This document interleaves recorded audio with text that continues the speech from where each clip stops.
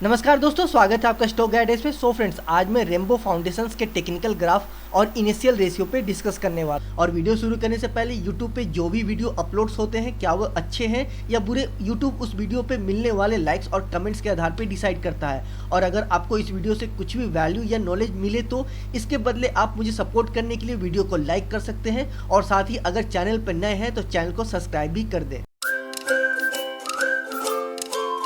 मैं आपको कुछ चीज़ें पहले ही क्लियर कर देता हूं।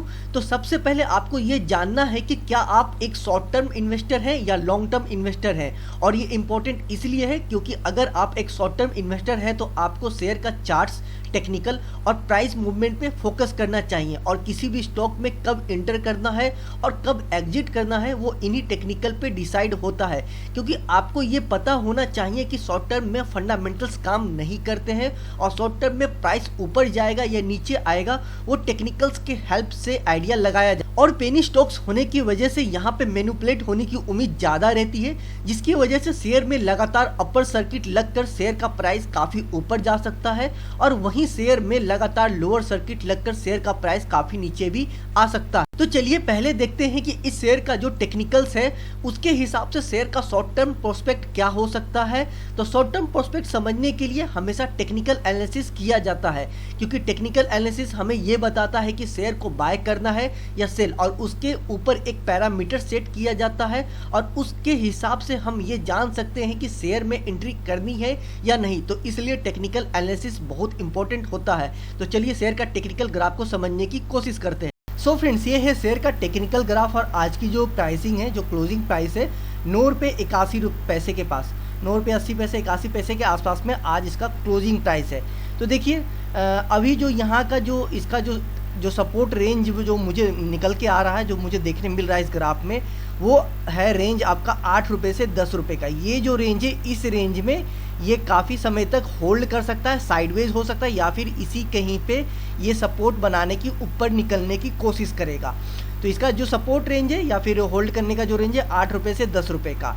और अगर ये सपोर्ट आपका 8 रुपये से का सपोर्ट ये टूट जाता है, ये जो रेंज है 8 से 10 का रेंज है, अगर ये सपोर्ट टूटता है तो अगला सपोर्ट निकल के आता है जो रेंज है 4 रुपये से 6 रुपये का। आप ये मान के चलो कि 6 रुपये के अंदर जाता हुआ देखने को बहुत आसानी से मिलेगा। अगर 8 रुपये का सपोर्ट टूटता है तो 6 रुपये के नीचे आता हुआ देखने को मिलेगा, जो कि 4 रुपये के आसपास जाता हुआ देखने को मिलेगा। और 4 रुपये का जो सपोर्ट है ये इस शेयर का अभी तक का सबसे स्ट्रॉन्ग शेयर है। अगर 4 का भी टूटेगा तो फिर अपने लाइफ टाइम लो 2 रुपये के पास जाएगा। खैर 4 रुपये का सपोर्ट काफ़ी स्ट्रॉन्ग है, मुझे नहीं लगता है कि 4 रुपये का टूटेगा। खैर वो बात की बात है, ऐसी बात नहीं है कि नहीं टूटेगा।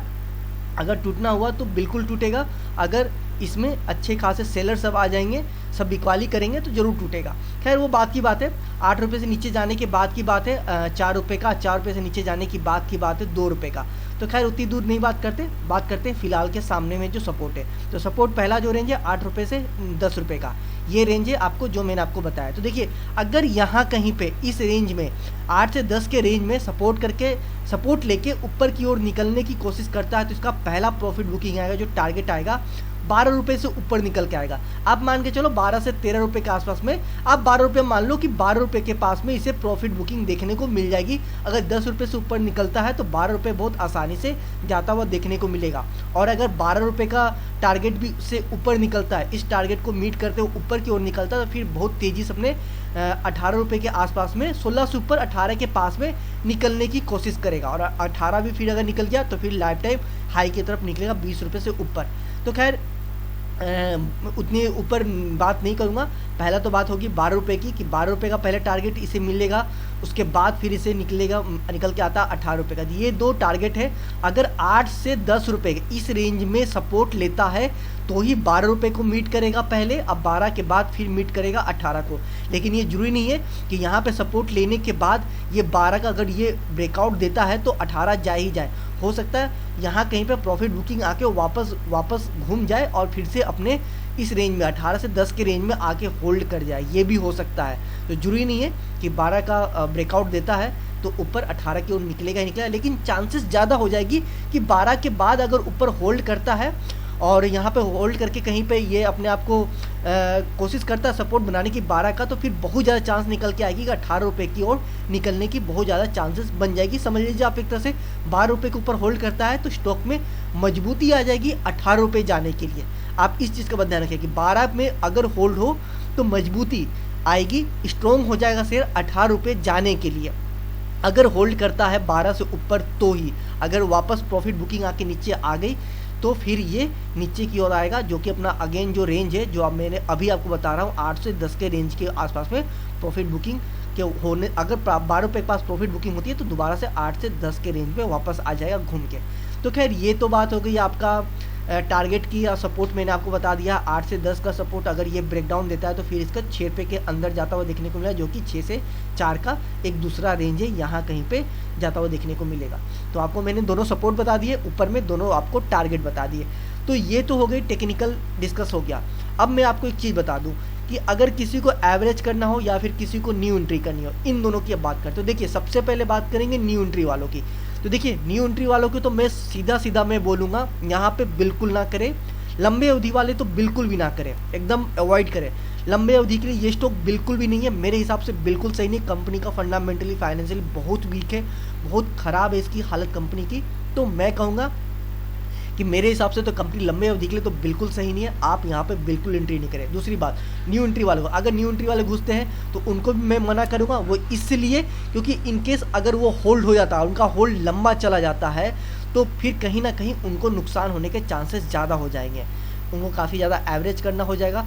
तो वो इसलिए मैं कह रहा हूँ कि न्यू एंट्री वाले भी बिल्कुल भी ना करें। हाँ, अगर न्यू एंट्री कोई छोटी अवधि में कर रहे हैं, बहुत ही छोटी अवधि में, 1 महीने 10 दिन 15 दिन के लिए, तो मैं उनके लिए ये कहूँगा कि आप यहाँ पे उतना ही कैपिटल डालें, उतने ही पैसे डालें जितना आप इसके नुकसान को झेल सकें। अगर इनकेस अगर नुकसान होता है तो आप उसके नुकसान को झेल सके, आप उतना ही इन्वेस्ट करिएगा, उतने ही पैसे डालिएगा।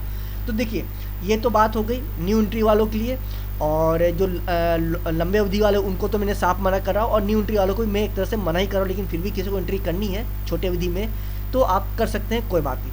अब बात होती है जो एवरेज जो करना चाहते हैं, जो यहाँ पे फंसे हुए हैं, जो पहले से इन्वेस्ट किए हुए, उन्हें समझ में नहीं आ रहा वो क्या करे, तो उनके लिए ये डिस्कशन बहुत इंपॉर्टेंट हो जाता है कि अब उन्हें क्या करना। देखिए आपके लिए तो मैं क्लियर करता हूँ, जो भी इसमें फंसा हुआ है, जो भी इस स्टॉक में होल्ड किया हुआ है, मैं कहूँगा जल्द से जल्द यहाँ से निकल जाए। अगर छोटा मोटा नुकसान हो रहा है तो आप अपना लॉस को बुक करें, नुकसान को बुक करके आप इस शेयर से निकल जाए। कंपनी फंडामेंटली बिल्कुल भी अच्छी नहीं है, और अभी इनिशियल रेशियो अभी हम लोग चेक करेंगे अभी इस डिस्कस के बाद कि कंपनी की क्या हालत है। तो अभी मैं कहूँगा आपको कि यहाँ से निकल जाए। जो भी छोटे मोटे नुकसान हो रहे हैं, जिनको भी छोटा नुकसान है, जितना वो नुकसान झेल सकते हैं, तो आप यहाँ से निकल जाए।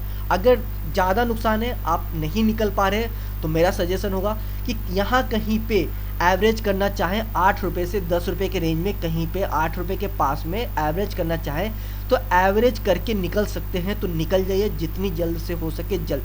कंपनी सही नहीं है, फंडामेंटली मुझे बिल्कुल भी सही नहीं है, और अभी मैं आपको ये दिखाऊंगा, आगे डिस्कस करूंगा इसका फंडामेंटल पे। तो एवरेज करने वालों के लिए, जो भी इसमें फंसे हुए, मेरा उनका यही सजेशन है कि जितनी जल्दी हो सके, जैसे हो सके निकल सकते हैं तो बिल्कुल यहाँ से निकल जाइए।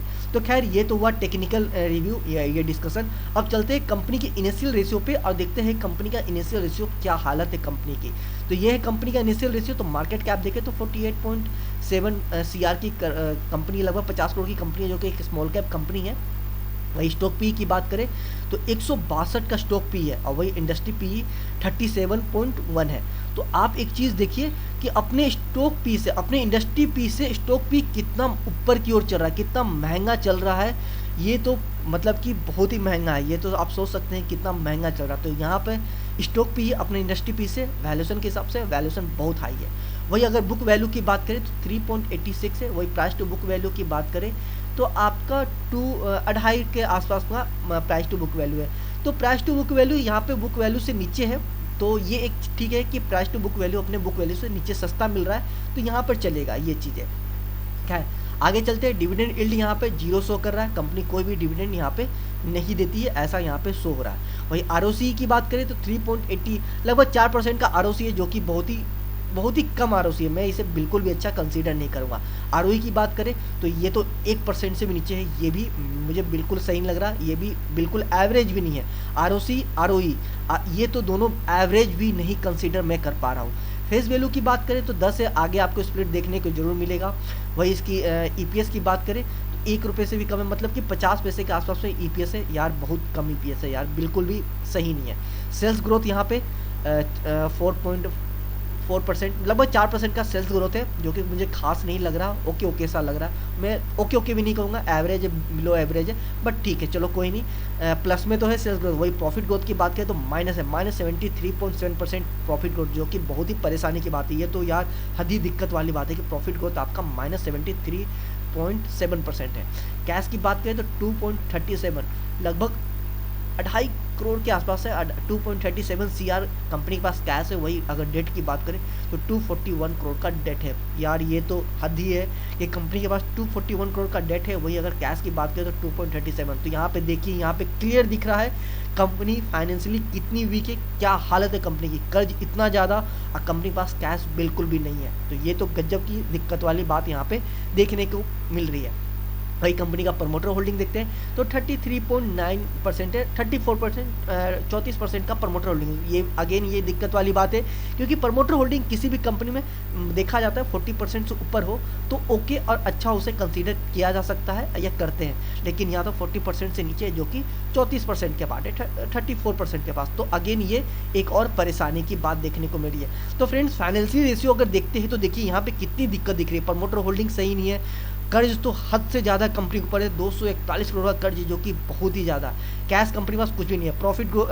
प्रॉफिट ग्रोथ कंपनी का माइनस में, अगेन दिक्कत की बात।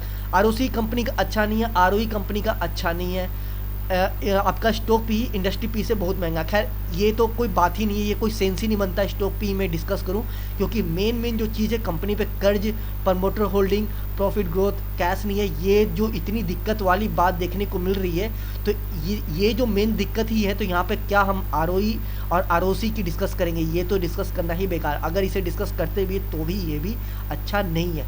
तो फ्रेंड्स इनिशियल रेशियो से ये साफ समझ में आता है, क्लियर यहाँ पे दिख रहा है कि कंपनी फाइनेंशियली फंडामेंटली स्ट्रॉन्ग नहीं है। लंबे अवधि में इससे बिल्कुल दूर रहे। अगर कोई इसमें घुसा है तो ज़रूर जितनी जल्दी हो सके इसमें एवरेज करके ज़रूर निकल जाए, बिल्कुल ना रहे।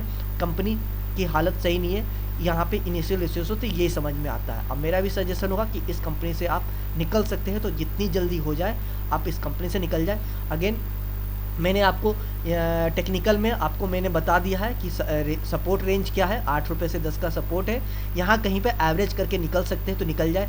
लंबे अवधि वाले इससे दूर रहें। छोटे अवधि में कोई एंट्री करता तो मैं कहूँगा वो भी दूर रहें, बट फिर भी अगर कोई एंट्री करना चाहता तो आप उतना ही कैपिटल लेके घुसे जितना आप इसको नुकसान को, इनकेस आपको नुकसान होता है या फिर होल्ड होता है लंबे समय तक, तो आप झेल सकें।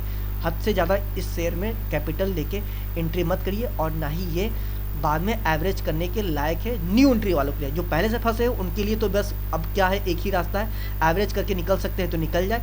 अगर छोटा नुकसान है तो निकल जाए, लॉस बुक करके निकल जाए। अगर छोटी प्रॉफिट भी है तो उनको भी मैं ये कहूँगा कि प्रॉफिट बुक करके निकल जाए।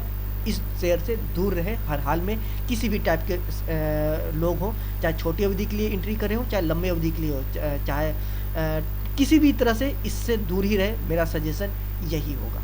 सो फ्रेंड्स ये था शेयर का टेक्निकल रिव्यू, पर ये मेरा पर्सनल ओपिनियन है, और मेरा पर्सनल ओपिनियन सही भी हो सकता है और गलत भी। लेकिन आपके पर्सनल ओपिनियन क्या है मुझे कमेंट सेक्शन में जरूर कमेंट करें। और अगर आप किसी और भी शेयर का टेक्निकल रिव्यू चाहते हैं तो मुझे कमेंट सेक्शन में कमेंट कर दें, मैं उस पर वीडियो बनाने की पूरी कोशिश करूँगा। उम्मीद है ये मेरी छोटी सी कोशिश आपके कुछ काम आएगी। मिलते हैं अगले वीडियो में, तब तक के लिए आप अपना और अपने पोर्टफोलियो का ख्याल रखिए।